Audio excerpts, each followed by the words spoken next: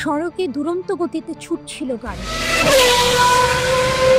আচমকাই সেখানে মুখ থুবড়ে পড়ে ছোট আকারের একটি উড়োজাহাজ এবং সঙ্গে সঙ্গেই তাতে আগুন ধরে যায়। সামাজিক যোগাযোগ মাধ্যমে সম্প্রতি এই দুর্ঘটনার ভিডিও ভাইরাল হয়েছে।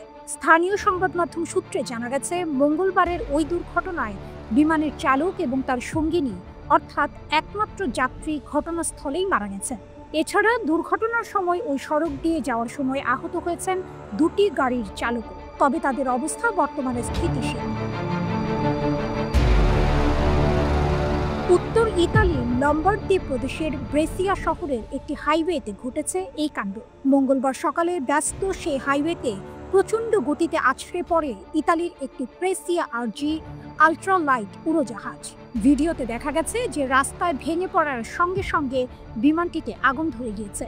বিমান বিধ্বস্তের পর ঘটনাস্থলেই মৃত্যু হয়েছে বিমানের চালক সার্জিও রাভাগোলিয়া ৭৫ বছর এবং তার বান্ধবী এনমারি দি স্টেফানো ৬০ বছর।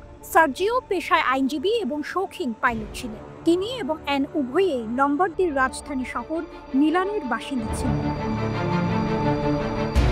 সংবাদ মাধ্যম সূত্রে জানা গিয়েছে, সড়কে বিমানটিকে জরুরিকালীন অবতরণ করানোর চেষ্টা করছিলেন পাইলট, কিন্তু তার পরিবর্তে বিমানটি ভেঙে পড়ে রাস্তায়। ভিডিওতে দেখা গিয়েছে দুর্ঘটনার মুহূর্তে জ্বলন্ত বিমানটির পাশ দিয়ে দ্রুত গতিতে ছুটে যাওয়া কয়েকটি গাড়ি। সেগুলোর মধ্যে দুটি গাড়ির চালক আহত হয়েছেন। বিমান ভেঙে পড়ার খবর পেয়ে সঙ্গে সঙ্গে ঘটনাস্থলে পৌঁছয় পুলিশ এবং দমকল বাহিনী, যদিও ততক্ষণে পুড়ে ছাই হয়ে গিয়েছে বিমানটি। ব্রেসিয়া শহরের পাবলিক প্রসিকিউটর দপ্তর এই ঘটনার তদন্ত শুরু করেছে। বিমানটির রক্ষণাবেক্ষণের নথি খতিয়ে দেখা হচ্ছে। প্রসঙ্গত, গত জুন মাসে আহমেদাবাদের লোকালয়ে ভেঙে পড়ে এয়ার ইন্ডিয়ার বিমান। সেটির গন্তব্য ছিল লন্ডনের অদূরে গ্যাটউইক। ওই দুর্ঘটনায় মৃত্যু হয়েছিল ২৬০ জনের।